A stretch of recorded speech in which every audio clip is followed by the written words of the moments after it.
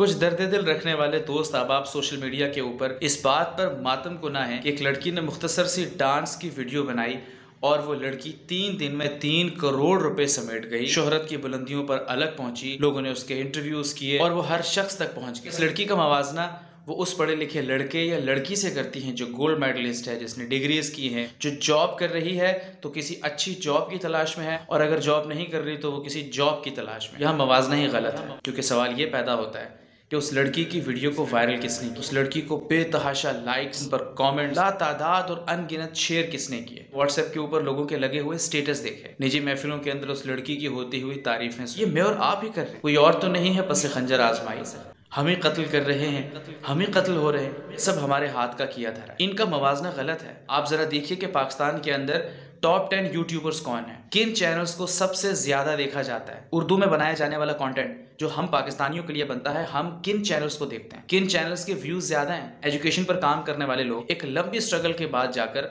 वो किसी ऐसे स्टेज पर पहुंचते हैं कि वो अपने चैनल के ऊपर मौजूद सब्सक्राइबर्स की तादाद को किसी को बता सकते हैं। वरना अलमिया तो ये है कि सिर्फ एक ठुमका, एक वीडियो, एक फजूल और वाहियात किस्म की जुगत किसी भी शख्स को इस मुल्क के पाकिस्तान में शोहरत की बुलंदियों पर पहुंचा देती है। सोचिएगा, सोचिएगा, सोचिएगा।